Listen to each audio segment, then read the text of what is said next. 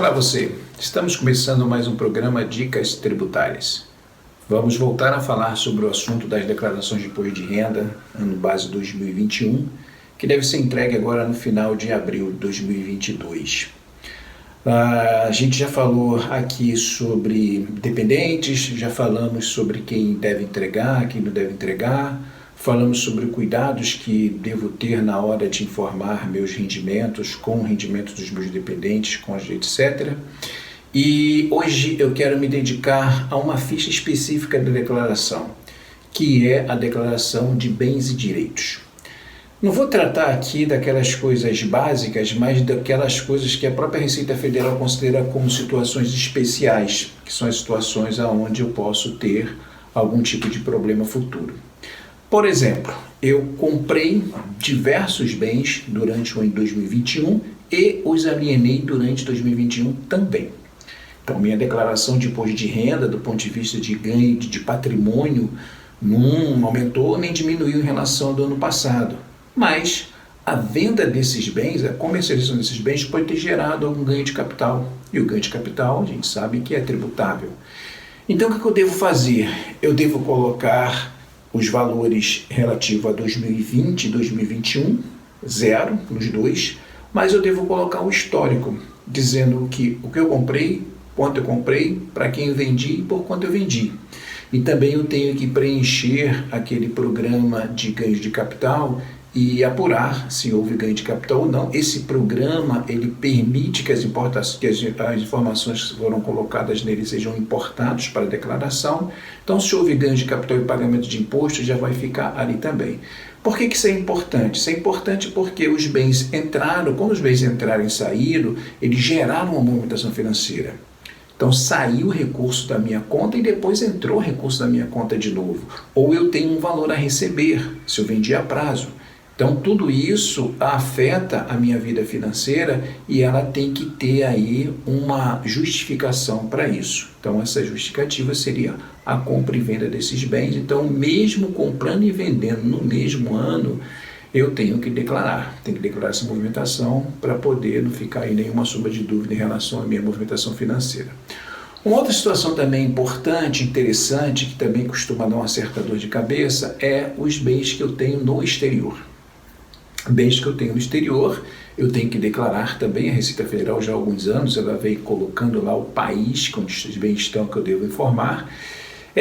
Não se esquecendo também de que se esse patrimônio no exterior for superior, igual ou superior a $1 milhão, você também tem que entregar a CBE, que é a Declaração de Capitais Brasileiros no Exterior, que é uma obrigação do Banco Central, que deve ser entregue até o início de abril, acho que 5 de abril, se eu não me engano, e ela tem umas multinhas pesadas caso não seja entregue. Bom, então os bens no exterior eu coloco, por exemplo, se eu tenho uma participação numa companhia no exterior, um assunto que a gente até tratou na semana passada, a operação que eu tenho, quando eu mandei o dinheiro, se eu não fiz nenhum aporte, ele fica a valor histórico, a mesmo dólar que eu tinha vestido lá atrás, ele permanece na declaração. Então, se não teve nenhuma movimentação, continua o mesmo valor. Agora, uma situação interessante, né? Vamos supor, eu tenho uma conta de depósito à vista não remunerada num banco no exterior. Como é que eu faço isso? Sabendo que essa conta não remunerada está em moeda estrangeira, ela muda de valor praticamente todos os dias por conta da variação cambial.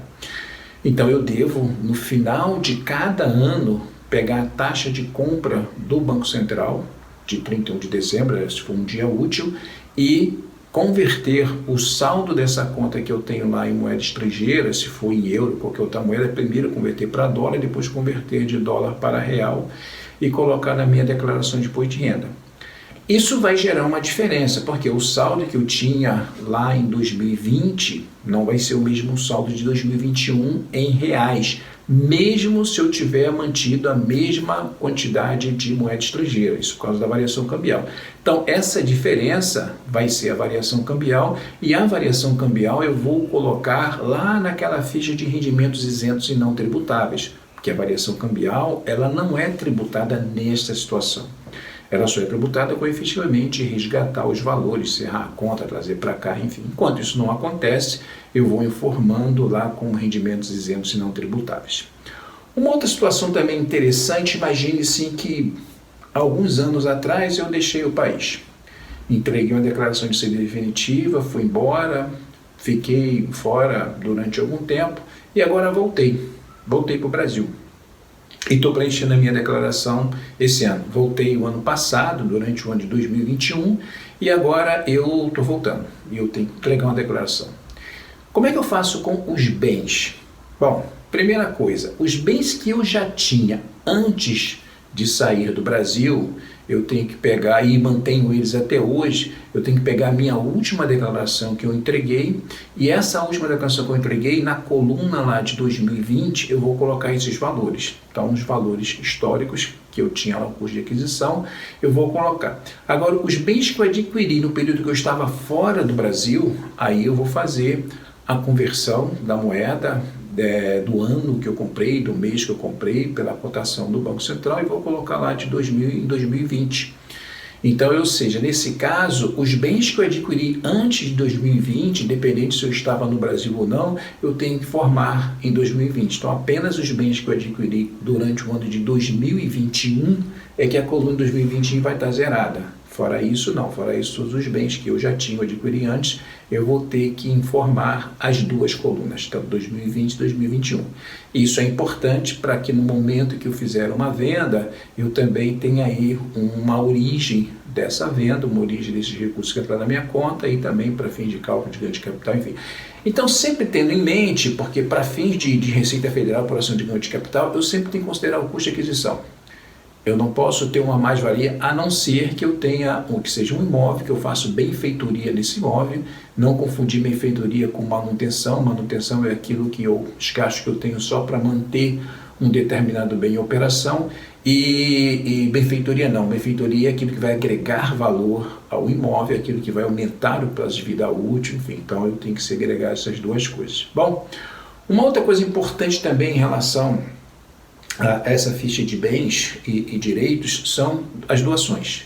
Se eu fiz doação para alguém, eu tenho que baixar isso da minha declaração em 2021 e informar CPF, nome da pessoa que recebeu a doação. E se eu recebi bens em doação, a mesma coisa, eu tenho que ir lá registrar o número do CPF de quem me deu, quem fez a doação para mim, registrar lá na minha coluna de bens e direitos, só que aí também eu tenho que fazer um outro lançamento. Qual é o outro lançamento que eu tenho que fazer? Eu tenho que ir lá na minha parte de rendimentos isentos e não tributáveis e colocar que eu recebi um determinado bem doação. Então lembre-se daquela coisa que a gente já falou aqui há muito tempo atrás sobre o que é considerado rendimento. Rendimento não é só aquele dinheiro que eu recebo. Rendimento é tudo aquilo que possa ser mensurado em valor que eu de alguma forma tenha na minha posse. Então se alguém me deu, se eu ganhei, se eu comprei, ou se eu trabalhei para isso, enfim, eu devo registrar como esse rendimento lá isento e não tributável. Então, se eu recebi uma doação, essa doação vai para a minha declaração de imposto de renda e vai entrar como rendimento isento e não tributável. Isso também é muito importante porque no final, vocês podem ver que no final lá da declaração eu tenho um resumo.